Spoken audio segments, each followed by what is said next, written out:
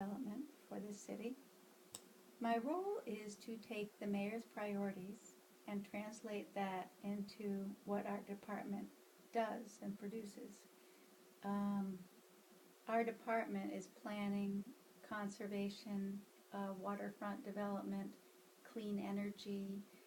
The mayor likes to call it the quality of life department. I always rather like that, though I think we're a little bit more essential than that. In that you will always have people looking to develop in your city, but when you, as a city, choose to develop, it's very critical where you put your energies, because the fact is you love where you live.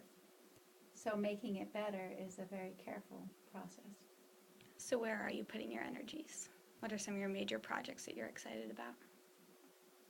I'm very excited about a harbor walk. I want to have a harbor walk. We have this beautiful harbor with all these nooks and crannies where you can get what they call point access to the water, but you can't really walk along the water. And we have this lovely historic Main Street. So having a loop where you can come into town and just walk along the water and see all the sights there are to see, and they're many and varied, and then go up to Main Street and loop back down, is very fun. It's fun because a lot of pieces have already been built, so we're connecting them. You always have to build off of your base.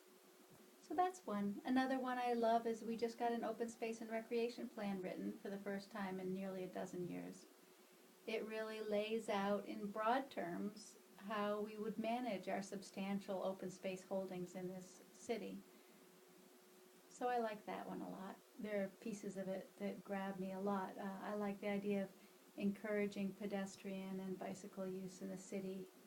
We have this beautiful island, and yet you really cannot bike around it without feeling threatened.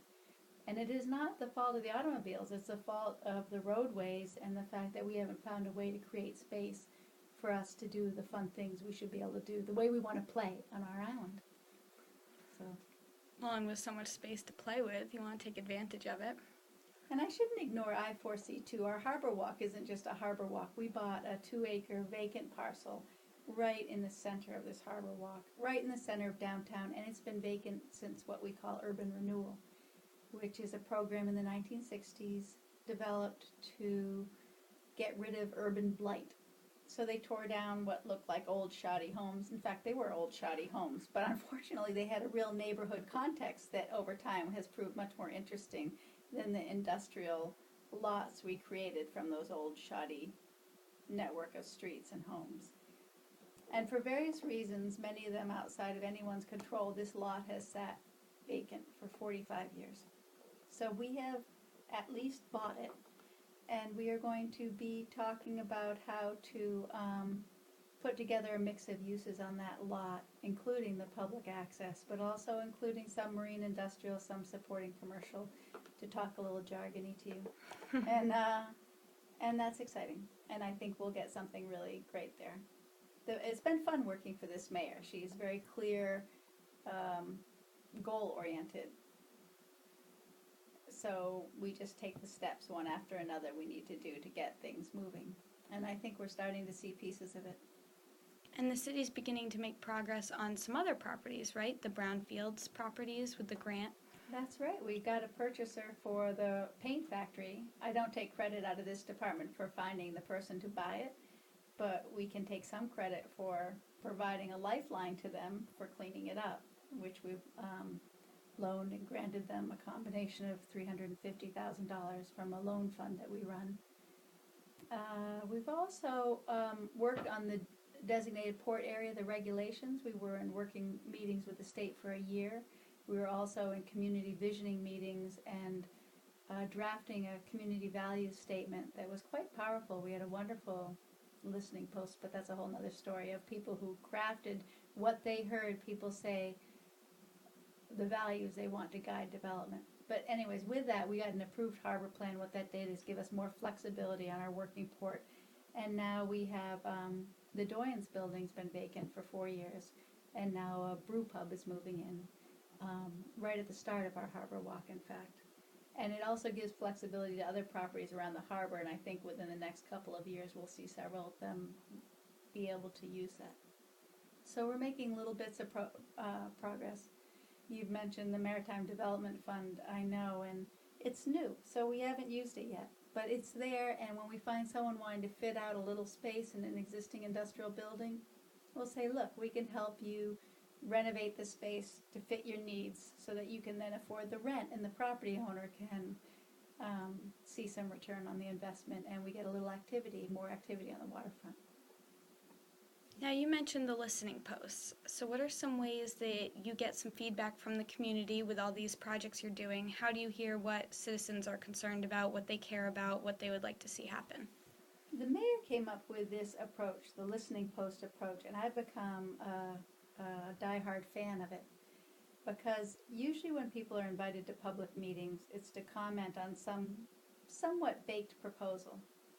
Listening posts happen before you have any proposals, and they are, what are the values that should guide this development? What are the principles? It takes people off of positions. People think they know what should be done, shouldn't be done. But what they really know is what they care about and what's important to protect. And that's very different from what your actual choice is. And so I love the listening post because we invited people in and we treated them so much differently than in a normal public hearing. We provided seats for them to sit, so if you wanted to speak, you could sit in a row, so you didn't have to go stand up and wait for 20 minutes while someone else was speaking. You actually got to sit down third in row to speak. We recorded what everyone said. We posted those minutes on the website so anyone could read them, review them. We drafted the value statement with, we had what was called a listening panel, which was 9 people, a mix of people from the community, all very interested but disinterested, if you know what I mean. They had no axe to grind. They just had, but they're very interested in the community as a whole. So they were accepted as a neutral, impartial group, not trying to push any agenda. And they listened for what they heard in the community, and they were very careful to adjust the values to say it just right, because it is how you say it. And we posted that draft, and we took comments for a week. Actually, that part I modeled after environmental impact statements. They require that the government or a developer look at all alternatives and then take comment on what they want to do and respond to every comment. So we responded to every comment from the listening posts. And anyways, the final was the final draft values, and we've been consistent with that. It was a way to be inclusive of what people wanted from the waterfront, of the needs it served, and what they cared about protecting. It was essential to moving the project forward. I loved it. So it was a new way. It was we have public hearings all the time, but this was, instead of a council sitting up high and listening. Oh, that's the other part. We had the listening panel sit in rows in front of the speaker. So the speaker wasn't speaking up to a panel. He was speaking out to the audience with a listening panel either side. So the feeling was much more like you're speaking to your community. You weren't like at the principal's office. So that was a key difference. And of course we use the web for all the communication, for a lot of the communication, as well as the traditional means of you can come in the office and get a copy. Well, you were the one also who was really integral to coming up with the vision statement. This sounds kind of a lot like gathering opinions and really trying to narrow in on targeted values and things that are important to the community. And did that help you come up with the vision statement? And where are you going with the vision statement? Well, certainly the vision statement was rooted in the community values, but it was also probably partly from my 20 years I've spent here raising 3 children in this community, and also ever since I came here I was feeling very I come from New Hampshire, where it's a live free or die state. Gloucester is an island community where it's been always very self-sustaining, so it's a little bit like, we don't need you, we can do it ourselves, thanks very much. And so there's an understanding I feel that I have of the community. And when I first came onto the waterfront, it was polarized between the visitors, tourism, and working waterfront. Whereas tourism, the visitor-based economy, is actually part of our working waterfront. And so we created what is emerging on its own anyway, but we identified it. The maritime